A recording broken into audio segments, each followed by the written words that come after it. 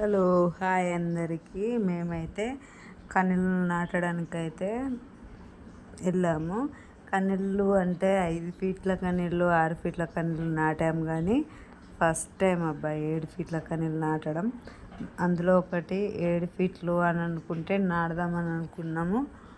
Okay అనుకున్నాము. ఒకసారి మాట్లాడుకున్న తర్వాత చేయము అంటే బాగుండదు కాబట్టి చేద్దామని ఫిక్స్ అయినాం. కానీ 7 ఫీట్ల కన్నీళ్ళు అంటే నలుగురం లేపితేనే లేస్తున్నాయి. సిమెంట్ కన్నీళ్ళు అయితే ఇద్దరం పట్టి లేపచ్చు.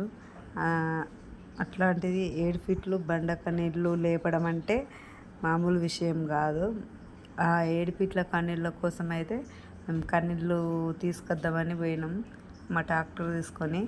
కన్నీళ్ళ దగ్గర 7 ఫీట్ల కన్నీళ్ళు అంటే బండ అంటే నేను మామూలుగా బాగా వెయిట్ ఉండవు అనుకున్నా. కానీ బాగా వెయిట్ నలుగురం పడితేనే కానీ ట్రాక్టర్లకు వస్తుంది, లేకపోతే అది ముగ్గురం పడితే అస్సలు లేవడం లేదు.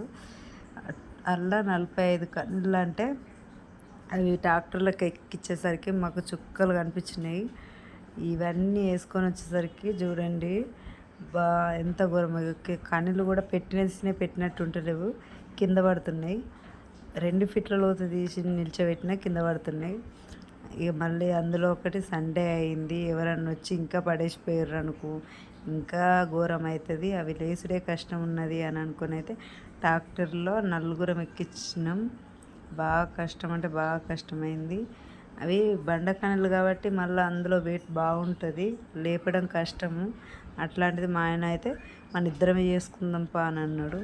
మా నాన్న వద్దు ఇద్దరితోని కాదు అని ఇంకో పిల్లగాన్ని మాట్లాడి మా నాన్న కూడా వచ్చిండు. పాపం మా నాన్నకు అవి లేపుతుంటే చేయికి దెబ్బ తాకింది. ఫుల్ బాగా కష్టమైంది. మేము అనుకోలేదు అంత కష్టమవుతుందని. కానీ మాతో కాదన్న పని అయింది. 7 ఫీట్ల లోతు కన్నీళ్ళు తీయడం అయితే కాకపోవు. ఎందుకంటే ఇది కన్నీళ్ళు మన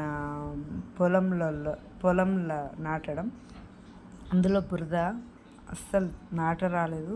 బండితోనైతే అవుతుంది, మీతోనైతే కాదు అని మా నాన్న అయితే బండి మాట్లాడి పెట్టిండు. బండితో తీపిచ్చి కన్నీళ్ళు అయితే నాటడం అయితే అయ్యింది. ఈ కన్నీళ్ళు 7 ఫీట్ల లోతు కన్నీళ్ళు కదా, ట్రాక్టర్ పెట్టుకొని ట్రాక్టర్ల నుంచే దాంట్లో దించుకోవడం వల్ల అలకగా అయింది. లేకపోతే మాకు బాగా కష్టమయ్యేది.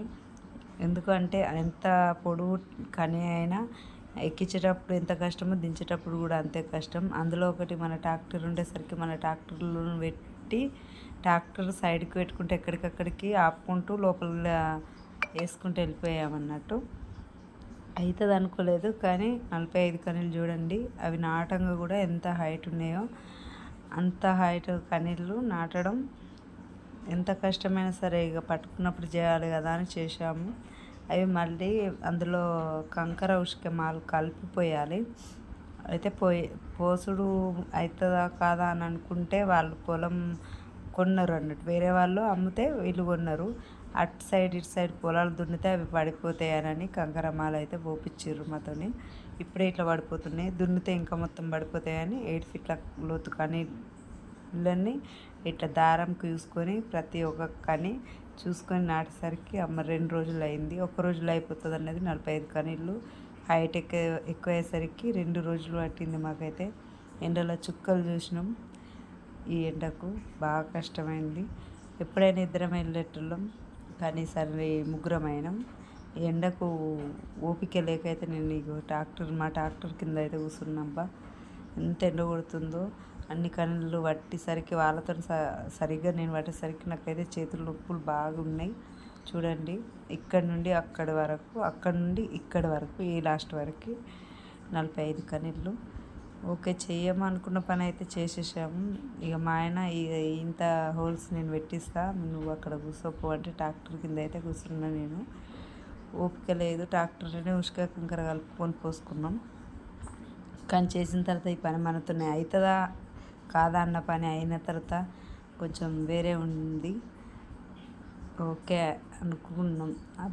పోయిన పానం చేసి ఇచ్చినట్టు అయింది. ఓకే అండి, హాయ్. అందరూ బాగుండాలి, అందులో మనం ఉండాలని మనస్ఫూర్తిగా కోరుకుంటూ మా కష్టం ఎలా ఉందో చూసి కామెంట్ చేయండి. అలాగే మన ఛానల్ నచ్చినట్టయితే సబ్స్క్రైబ్ చేసుకోండి, లైక్, కామెంట్ సబ్స్క్రైబ్.